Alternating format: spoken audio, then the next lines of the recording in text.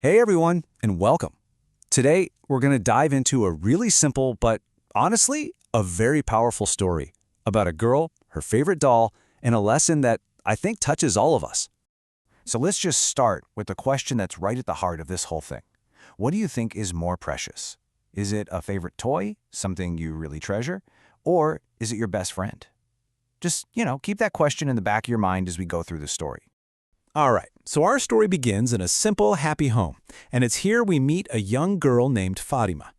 Now, Fatima had this absolutely beautiful doll. It was a really special gift from her mother, who'd given it to her when she was sick. So because of that, Fatima felt this incredibly strong bond with it. In her mind, this doll was hers and only hers.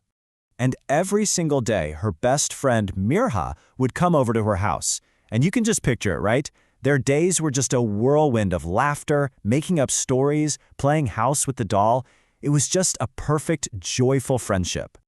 But you know how it is. Even the strongest friendships can be tested. And for Fatima and Mirha, that test came from one simple request.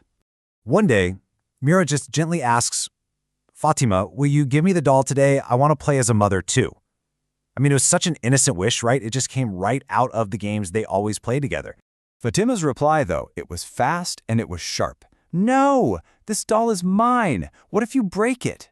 And in that one moment, her fear of losing her toy was just way stronger than her trust in her best friend. And just like that, the magic was gone. Mirha was so hurt. After that day, the yard where they used to play, which was once just filled with so much noise and life, it felt completely silent. The talking, the laughing, it all just stopped.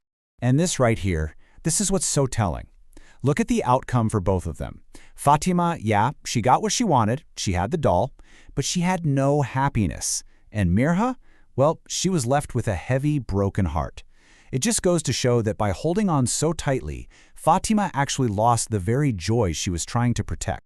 But the story doesn't end there. In that sad silence, something really strange and kind of amazing was about to happen that would change everything for Fatima. So there's Fatima, sitting with her doll, the thing she fought to keep. But the happiness that she always felt with it was gone. It just vanished. Without Mirha there to share it with, the doll was just an object. The laughter wasn't there anymore. And then, one night, something truly remarkable happened. In a dream, a message was delivered to her in a way she never, ever would have expected. She dreamt that her doll was speaking to her. And what did it say? It asked her, "Why am I alone? Wasn't I made to be shared?" You can imagine. She woke up and her heart was just pounding.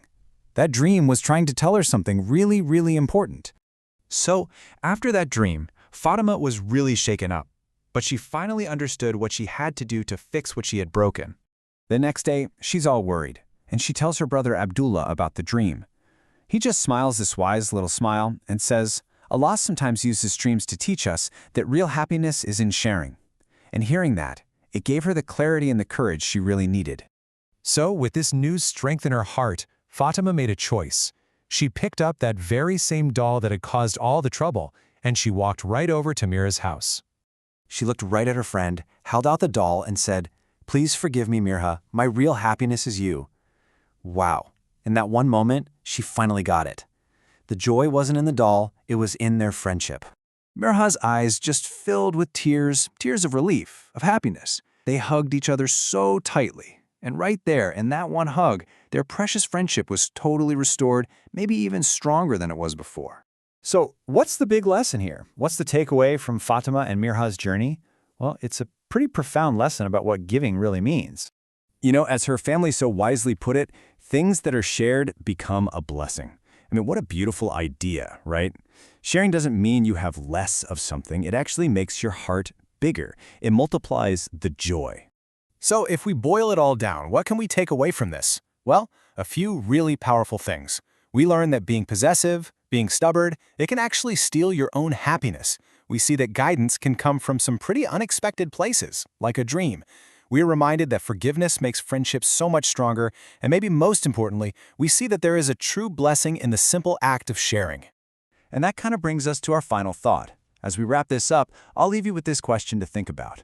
What's the doll in your life?